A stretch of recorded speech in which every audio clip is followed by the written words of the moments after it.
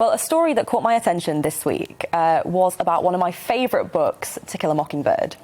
A Scottish secondary school will no longer teach the classic novel after teachers claim the book promotes what they call a white saviour narrative. The English department at James Gillespie's High School in Edinburgh wants to get rid of Harper Lee's novel from its reading list because the use of the N-word is in there over 40 times. The book, published in 1960, is widely studied in schools to explore the theme of racial injustice. So, is James Gillespie High School completely missing the point of the novel? I mean, Paul, what do you think?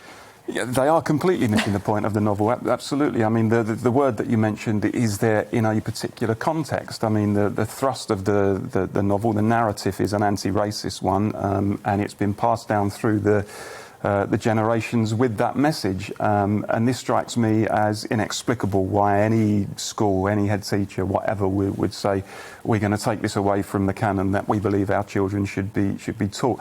And I just sense that, you know, people are walking on eggshells the whole time with stuff like this. You know, they're thinking, right, even on something which is clearly an anti-racist tract, it has a particular word in it which people shouldn't be exposed to, therefore we've got to stop people reading it completely.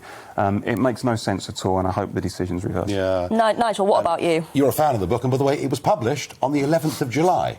1960, so today is the anniversary of the book actually being published. Look, I don't disagree with anything that Paul said, but I think it's part of a bigger, broader problem that we're attempting to teach a sanitised, censored view of times gone past, of history, and even of language. And we may find words offensive. Does that mean we should ban words? And I think the answer to that must be a very, very big no. And when I say it's part of something bigger, I genuinely worry about what is happening through much of our education system. Not just universities, but schools as well. And I think we've stopped teaching critical thinking.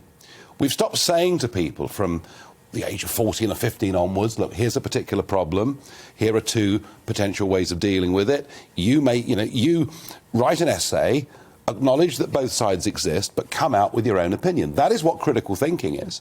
And I kind of get the feeling that through much, particularly university, that we're telling people there are two alternative views. One is evil, the other is virtuous, and this is what you must believe. I think we've stopped, and I'm not an educationalist, but my feeling, I've spoken to many who are, I think we've stopped really engaging in critical thinking with young people, and this is part of that. And I think one of the huge mistakes that we're making, and you see it constantly, is to judge what happened many, many years ago by today's standards. And you can't do that realistically, because if you do, then you will be essentially erasing a huge part of your history. If you say that is no longer palatable by today's standards, then you don't read stuff, you don't study stuff, you don't learn about what happened, you don't learn about the debates that were raging at the time and why they were raging. So this is an absurd step, not a surprising one, I think, in this day and age, but one that needs to be challenged. Well, I mean, I completely agree. We covered all kinds of literature in English when I was at school, and yet this is the one that I remember the most strongly for the teachings in the book. I mean, I've got a couple of the quotes here on my phone, but the one that has always stuck with me and sticks with me now in the job that I do is Atticus Finch's quote about you never really understand a person until you consider things from his point of view, until you climb into his skin and walk around in it.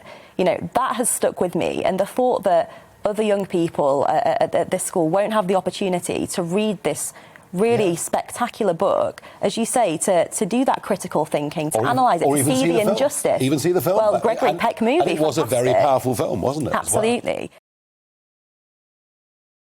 Welcome to the GB News YouTube channel. You can watch us live 24 hours a day, catch up on your favourite shows, and join in the conversation in the comments below. Don't forget to subscribe and you'll never miss any of our exclusive content.